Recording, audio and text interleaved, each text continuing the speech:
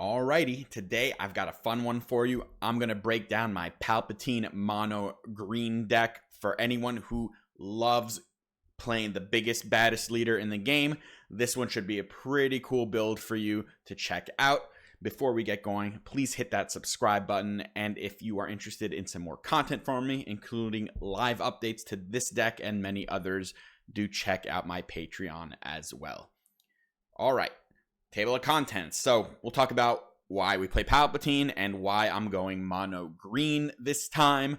I'll do a card by card breakdown of the whole deck list and then kind of go into a bit of a deeper dive into the 2-drops specifically, because there's a lot of interesting things or variations that you can play in this slot in a Palpatine deck. We'll talk about the leader ability and the flip turn, which is vitally important to a Palpatine deck, and then cap it off with breaking down all the interaction nuances in the deck, the sideboard, and some other considerations for cards that you might want to include.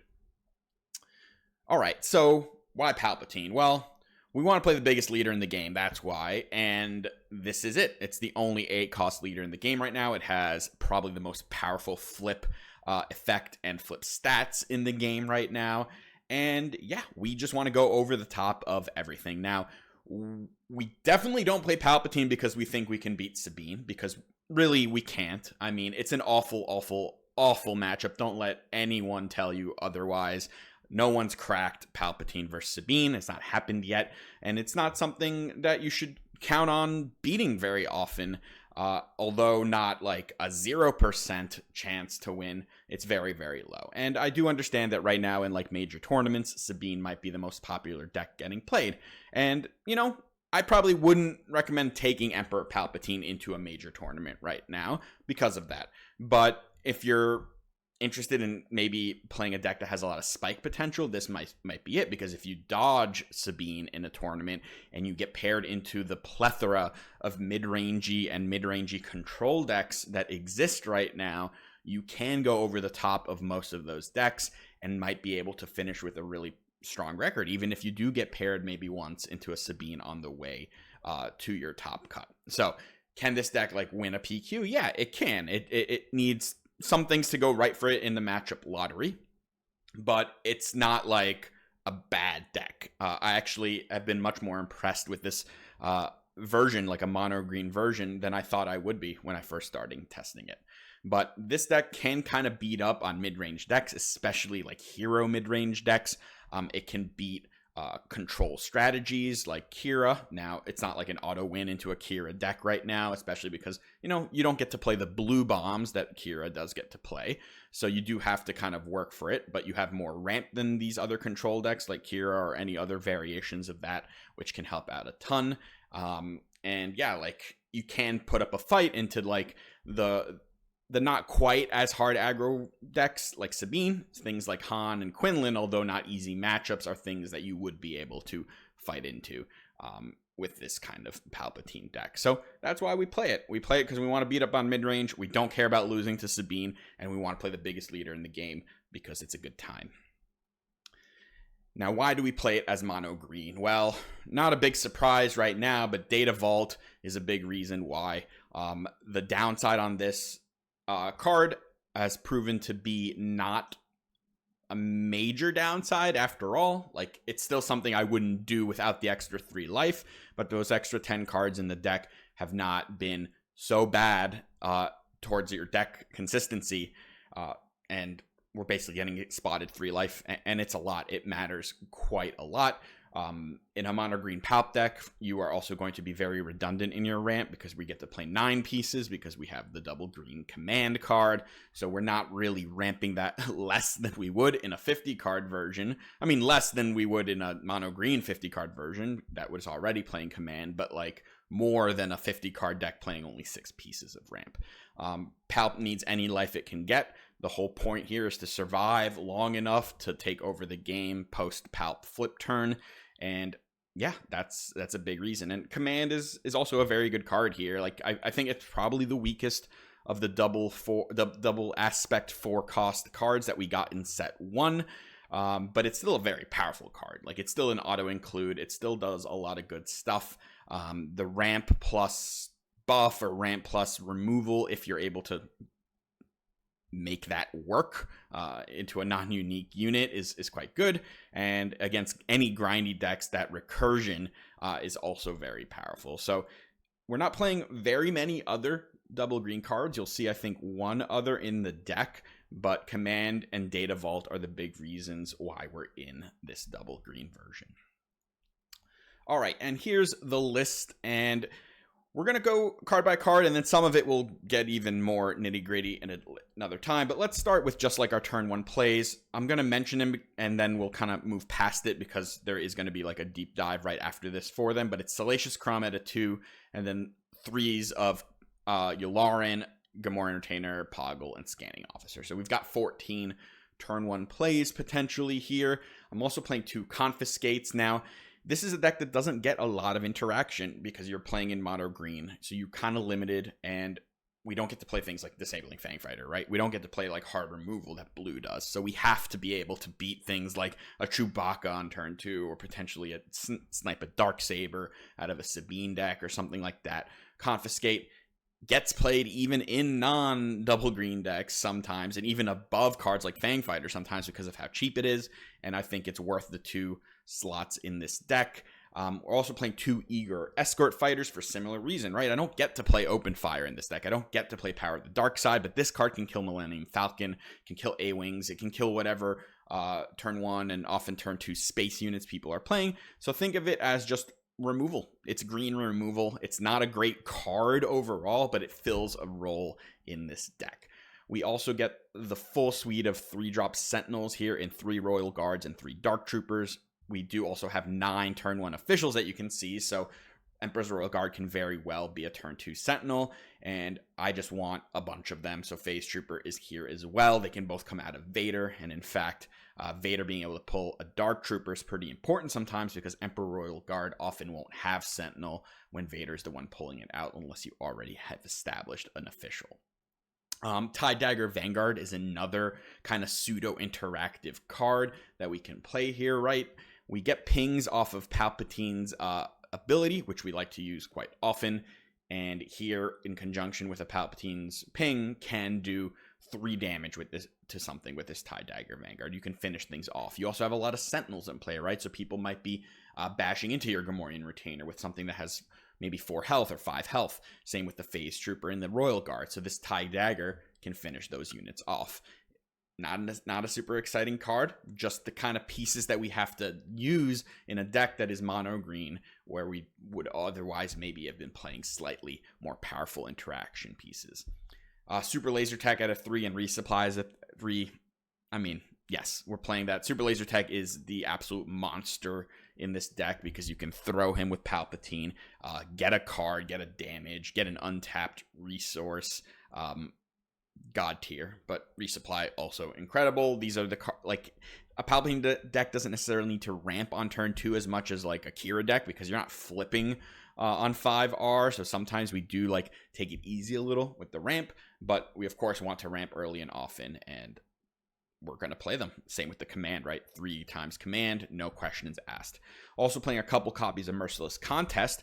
This is our version of Power of the Dark Side. Now, we do play a lot of early units, so it's not something we often do on turn 2 unless we're skipping turn 1, but we do also have a decent amount of fodder later in the game between like Poggle, Stuff, Crumb, things that Vader might pull out, and sometimes we just don't have a unit in play, like we a post Palpatine flip turn where we can like steal one of theirs, maybe toss that unit, and it's just Palpatine in play, and Merciless Contest essentially just acts as Power of the Dark Side since it can't hit leaders.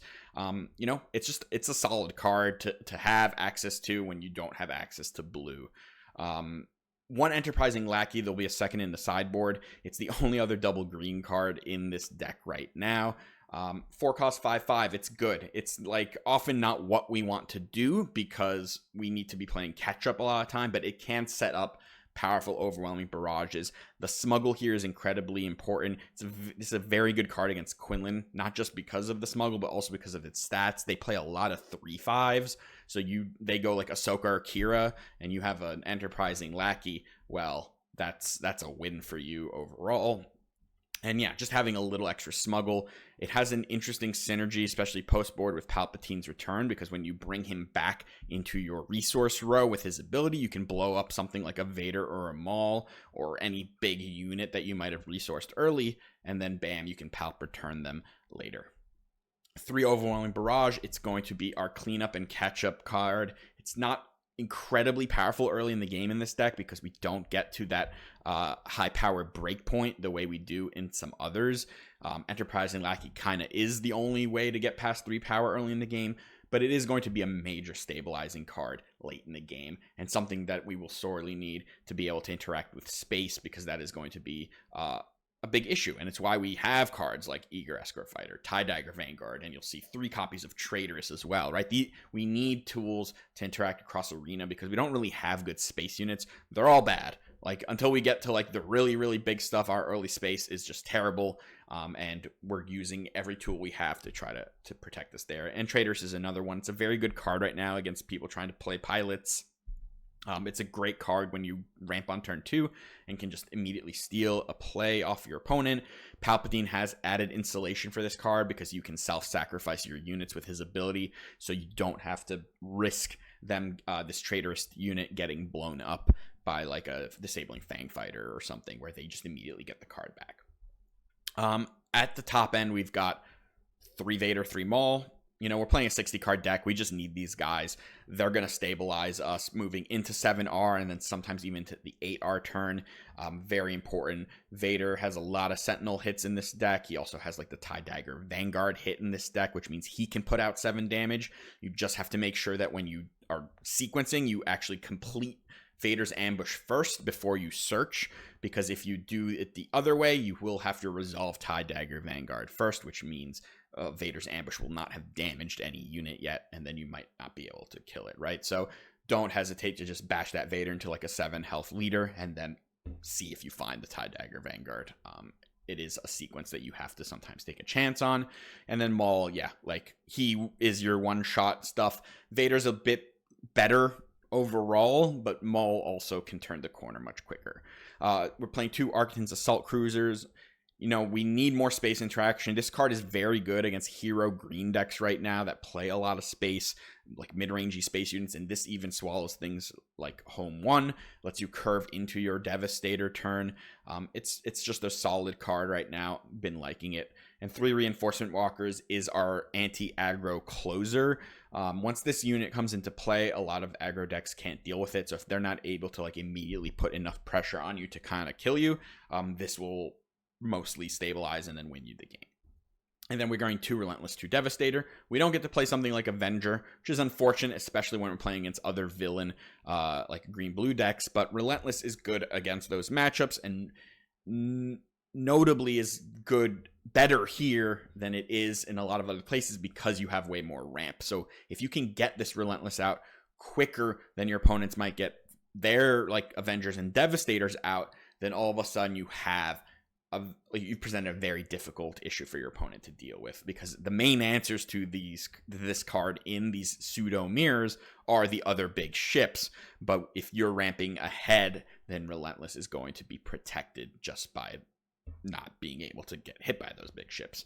And then 2 Devastators here as well, to kind of cap it all off. This will close out games a lot of the time if you can get there with any sort of reasonable life pool. And the sideboard we'll talk about a little later. So I promised a 2-drop deep dive. Here it is. It's not a 2-drop / turn 1, right? 2 Salacious Crumb. He's okay. Best parts about him. Extra heal triggers with Yularen, for instance, where you can heal 2 immediately. He's the only 1-drop villain card, so Vader sometimes can pull him and Poggle together. That's really the only combo there. It's not a great combo, to be honest, because Poggle enters play exhausted anyway, but also dirtling actions. It helps if you need your opponent to kind of commit resources, having this 1-drop that you can play, or this card that you can like bounce back to your hand and then play, kind of eat up 2 actions at once. He can also pretty cheaply just filter a card, right? You play him, you heal, then you throw him with Palpatine's ability. He's not great, but he fits into a lot of different situations, which is really helpful. Gamorrean Retainers are quite good here. They're basically always online. They're 3 power, which means they'll trade with most turn 1 units that your opponent plays. And yeah, just we're trying to play a lot of Sentinels. We've got the Retainers, the Phase Troopers, and the Royal Guards here, and we're just trying to buy our time. And then we've got the official suite, and there's others. I'll talk about them at the end, what other options you have, but I've settled on Scanning Officer, Yularen, and Poggle. So Scanning Officer, mostly because it has the most spike potential. There are a decent amount of decks playing Smuggle. Quinlan and Han Green play a decent amount of Smuggle. Even Sabine with Cassians and Timely Reinforcements. On turn 1, your opponent really needs to respect this. You can sometimes just like slam this if you go first, and if you hit a Smuggle, you can like sometimes win the game on the spot because of that. There's decks playing tech a lot of the time right now, so if you can blow up a tech or sometimes brick someone's turn after they play a tech, that can be pretty nice. But there's also a lot of downside here because sometimes it's just the vanilla 2-3. Yularen, again, vanilla 2-3, not great, but healing, right? That's basically why it's here, to chain some heals. It's really nice that if you have this in play when you play Vader, you can heal 2 to 3 life just from Vader pulling a bunch of green units out. The really sad part is that he's not villainous himself, so Vader can't get him. But we're playing Sentinels. We're trying to heal as much as possible. We're trying to bridge that gap, so I've opted for Yularen. And then Poggle is kind of our card advantage official. We'll talk about Mazameta later, which is also an option kind of in this slot, but I've opted for Poggle. The units that you play out of this are essentially card draw plus a damage, right? The droids, they're kind of useless outside of using them with Palp's ability, but they're quite good in that sense. They give you action economy. They give you a way to just like filter your deck and get some damage, trigger, like get new break points for your like TIE Dagger Vanguard or any unit that they might have like value traded. You get these extra chip damage points, and it's really nice. And Poggle himself has power where Mazameta does not, so I kind of like that a little better. But yeah, like he's fine. On turn 1, especially against like decks playing in space, something like a Han deck, he can be really good. Like if you play Poggle and they have to go space, and then you can really just like generate these tokens every turn, it can really help you. The card advantage is really noticeable when you lead with Poggle, who's uninterrupted. All right. So the leader ability, I've mentioned this a bit, but I like using this ability a lot, very aggressively. The card draw and the filtering is really, really important. You want to maintain momentum. The cards themselves that you play are not like epically powerful. We just showed you a whole list. There's 14 2-in-1 drops in this deck. They're all kind of bad cards in general. You don't need to be afraid of tossing them. Super Laser Tech, of course, we know that's great to toss, but like all these other things, when you have an extra resource, I'm throwing cards around all the time. It helps you set up breakpoints. It helps you from the start set up your Palp flip turn, which is also really important. You can lose lots of games when you don't prepare your flip turn correctly, and there's nothing damaged in play, and then you have to like try to get a unit into play so that you can throw it, but then they remove that unit, and then all of a sudden you still can't do any damage, right? You should be thinking about that Palp flip turn all the time, and using this leader ability to spread damage around really helps, especially if you have multiple targets that you can steal. Then your opponent can attack with one. You can always steal the one that hasn't attacked. And we're just throwing, we're trying to draw a bunch of cards, keep momentum that way. The damage and the card draw is incredibly relevant. Even like big units like Darth Vader, you don't need to be afraid to toss it, right? Vader hits for 5, kills something, you can toss him right there and there. Just get your card draw, get another damage with that Palp, set up your next turn, right? Be very aggressive with this ability. It's a very good ability, and ways you can lose are not using this aggressively enough, bricking your hand, getting hit by discard effects even more than you already can, like from a Quinlan deck, right? This card draw is very important against decks going against decks that try to target your hand a lot. But yes, I use this aggressively. I try to think about this flip turn early, try to make sure I can have damaged units in play so that I can flip and stabilize. You don't need to go for the epic flip, and we'll talk about that here, right? What's the epic flip? The epic flip is your opponent plays some giant unit, you throw something at it, you steal it, you win because you stole like an 8-drop. It's not really what this flip is about. You can, in slower matchups, you can certainly kind of play a game of chicken with your opponent and not have to deploy early. But most of the time, decks are going to be faster and putting pressure on you. You just need to take something from them, ideally something that hasn't attacked, and that is going to save you damage. It's going to allow you to then potentially attack with Palp and throw that unit so that Palp himself can kind of do 4+1, maybe clearing another unit. Then you also get your resources for that turn, right? A big, like an 8 resource turn can look something like Vader ambush, kill something, bring out a unit. Palp throws a unit at something, deals 1. Palp flips, steals that unit, and then attacks and throws the unit he stole. Potentially you've cleared like 3 units off the board on this turn, and that's kind of how you stabilize. You move into your next turn where you can play like something like a Walker or a Barrage or something and really try to take control there.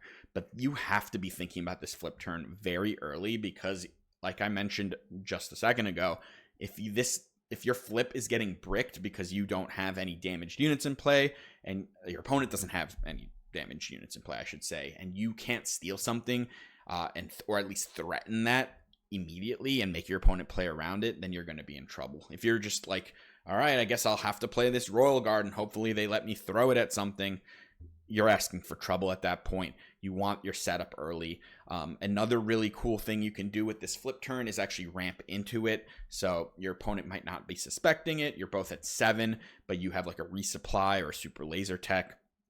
So you can get to 8 that turn, like a turn earlier than your opponent might have prepped for it.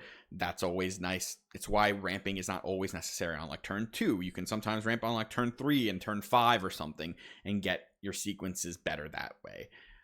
But yeah, like really like on that flip turn, being able to do things like Vader and Maul is great because you have that extra resource to then throw something. And then having units in play earlier or damaged units on your opponent's side early is really nice too. And don't forget that Emperor's Royal Guard will turn on his Sentinel when Palpatine flips. So if you're going to pull that out with like Vader the turn before, it's really important to remember that you might get a ton of value from just like first action flipping. Even if you only steal like a 2-drop from your opponent, you immediately turn on a Sentinel from your Royal Guard and you can stall some more damage. All right. So let's talk about the interaction because, you know, it's a mono green deck. There's not a ton of it. We have Barrage. We know how good Barrage is. It's not at its best in this deck, especially early on, but it's still a fantastic card. We're going to use it to try to clean up either early units in conjunction with like pings that we may have gotten, or it's going to be our like mid post flip game stabilizer. Traitorous, great that it can go cross arena because our space is very weak. Great that we can kind of have some insulation against people playing pilots and things like that, and great that we can throw the unit when we need to because lots of upgrade hate floating around. Merciless Contest, same thing. Like if you're worried about like a turn 2 Chewbacca or something, or like a wing leader, then you can sometimes claim early with this card and just now it's just power the dark side. But also really nice when we have like fodder units and we can use this to kill something big, or again like post flip when kind of all the dust has settled and we threw all the stuff and we just have like Palp in play, you can use this. Command is not a great interactive card, unfortunately, because it doesn't hit unique units. Most units in this game are unique, but it does sometimes get you that removal aspect to it. And, you know, even giving experience to something can act as interaction. That unit can now potentially trade into something, represent a bigger barrage. If it has Sentinel, that's really nice as well. TIE Dagger Vanguard and Eager Escort Fighter, they're like kind of weakish units, but they fill an appropriate role, right? Eager Escort, especially since we're really light in space. It's just space open fire. TIE Dagger does a Death Trooper impersonation when it comes out of Vader, as long as you sequence the Vader first. Other than that, it can help you clean up units from the pings, which is nice. And lastly, Confiscate, a card that I've seen main decked a lot, so I don't think it's that surprising that this is here. We don't have red, so we don't have really any other choices, but Confiscate's great. And here we've got the sideboard, and you'll see here, this is not a very exciting sideboard. In fact, 6 of the cards here are just third copies or second copies in the case of the Enterprising Lackeys of a card that's already in the deck. So third Confiscate, right? Anytime Confiscate's going to be good, let's get that third in there. Eager Escort Fighter, we're going to bring that in against like Han decks for the Falcons, potentially against like Sabine as well, just so we have more ways to kill early space units. So anytime that you think you want space open fire, let's get that third in there. Merciless Contest, same thing, right? The extra Relentless and extra Devastator, basically for any thing that you're going to play against mirrors, control, Kira, Devastator. In fact, you probably will bring in a little more often. Like you'll bring that in also against like Rays and Han Greens and decks that maybe aren't like turbo aggro, but are aggressive, but you think you can get to that 10 slot. The second, Enterprising Lackeys, again, will be into any grindy decks, but also certainly against the Quinlan deck. He's quite good against Quinlan. And then we've got like the things that aren't already in the main deck, and that's 3 Palps Returned. I've talked about this card a ton when I talk about Kira. Card's fantastic. It's going to be completely necessary in any grindy, mid-rangey, or controlling mirrors. That in conjunction with Relentless is also incredibly good against like hard control decks. Palp Return is also very good against discard decks. Quinlan is the big one, but you know, like Anakin and Blue will play Force Throw and Pillage sometimes, maybe even like Ray Tarkentown or things like that. So Palp's Return comes in quite a lot. And then I opted for 1 copy of Choose Sides. This will be, you know, for any deck that has big things that you think you can steal that isn't trying to kill you very, very early. And it's just a one of as kind of an extra big thing that we can play. You can look also at like even bigger, like Executor or whatever, but I think 3 Relentless, 3 Devastator, 3 Palps Return should be kind of enough in terms of like redundancy in your Star Destroyers. And then other considerations. So first thing, Timely Intervention. The card's very, very good with specifically Reinforcement Walker, and it has that nice smuggle upside. I found it a little tough to fit even in a 60-card deck, but it's something that's always on my short list. And then I've also included here a bunch of other 2-drops, including a bunch of officials, right? So Piet, he's another official, and similarly to Timely Intervention, specifically good with Reinforcement Walker. So when you're able to like pull him out of Vader and curve that into a Reinforcement Walker, that's where he's at his best. Other than that, he's usually pretty worthless, and that's why he ends up on the short list instead of in the deck right now. Mazameta, I talked about this when I mentioned Poggle. I think they're kind of similar, right? Maz will give you the card much quicker and for free, right? But Poggle gives you a unit, which you can then use Palp's ability, so you can kind of get that damage. And of course, that draw isn't limited to only units. That draw will just be whatever's on top of your deck. I think kind of tiebreakers for me right now. Poggle himself has power, which can matter, and Poggle is villainous, which means he can come out of Vader. And you'll see that other than the 3 drops that we have in the deck, we actually didn't have any 2 drops that are villainous, which meant there was no way to go 3 wide unless we go Poggle and Salacious Crumb. With Mazameta, if in that Poggle slot specifically, then we would have no way to go 3 wide with Vader. And, you know, you could try Maz plus Poggle, and that would be a ton of card draw and redundancy there. It'll probably make you a bit better into, like, controlling mirrors, but not so great into decks that you need to interact more with. Seasoned Fleet Admiral is like an interesting one here because he's an official that still has that 4 health, but he actually attacks for 2. And that's appealing. I wish, again, like he was villainous. I think it would help a ton, but his ability also just won't go off very often in general. So I am keeping him here mostly because I think like a pseudo 2/4 official is interesting because we really haven't had until here like an official with that stat line, but so far hasn't made it. Snowtrooper Lieutenant is a card I kind of want to play around with. Of course, you would need to retweak your early plays a lot into a primarily Imperial focused early game. You might even need things like Viper Probe Droid in the deck so that you can buff that up with Snowtrooper Lieutenant. Of course, Piet becomes more interesting if you're playing this card. It's a decent card with Palpatine because like he's cheap. You can use his ability and then immediately throw him with Palp.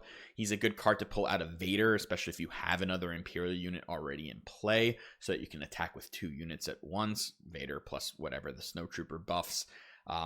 Decent card, just requires a lot of build around. And then Black Sun Starfighter, not a particularly impressive Sentinel, but is a Sentinel and is in space and can come out of Vader, so it's worth a look. Hu Yang for his very interesting interaction with Gamorrean Retainer specifically. If you can go Gamorrean into Hu Yang, bam, you've got a 5/4 Sentinel on the ground. You can start actually bashing face with that sometimes. That's really the key interaction there. I think it's a little too narrow, but it's interesting. Agent Callus will give you a bit of a power boost when you go turn 2 ramp into turn 3 5 drop. Right now, it's really just traitorous for that slot in this deck, but with Callus, get a little more umph there. Unfortunately, there are a lot of 5 health turn 2 plays in the meta right now, so Callus doesn't always get you a clean kill, and that's why he's here. Resupply Carrier, right? We're talking about ramp. This card will be quite good into some matchups, like against Kira, for instance. This would be great. Like, just, let's just keep ramping and playing like obnoxious mid-range threats. That's pretty good recipe for winning those matchups. I haven't found that in like the matchups where you struggle, like the more aggressive oriented decks, that Resupply Carrier helps you that much, and that's why I haven't opted to put it in the main deck. And then the last is Endless Legions, and this is kind of like a trump card in some situations. Of course, you do need to make sure this wins you the game when you play it, and it can lose you the game specifically if your opponent runs the card Super Laser Blast, because even if you pull a Relentless out, if they just have an event plus Super Laser Blast, they can wipe your board. You might want to include other cards, like off aspect cards that help you stabilize with this. I think for the most part, it still would just mostly win games where you play it for 14. And again, like in a mirror against Kira, against even maybe like a Ray deck that like the Ray Green that goes really long, like we just dirtle around and eventually we play this and we make like 9 guys, and including a Relentless and a Devastator that pops up and a Reinforcement Walker that heals us, and like, yeah, you probably just kind of win unless your opponent's playing some like very specific tech or play Super Laser Blast or can like kill you that turn, which seems unlikely through the massive amounts of firepower and Sentinels and healing that you can probably pop out with this. I think it could be worth like 1 slot either in like the main or the side, just as like a trump card in like the slow grindy mirrors. All right, that's what I got. Let me know what you think of this deck. Let me know what you think of some other options that I could include in the deck, or things that you've had success with Palpatine in general. Interested to hear it. And until next time, take care.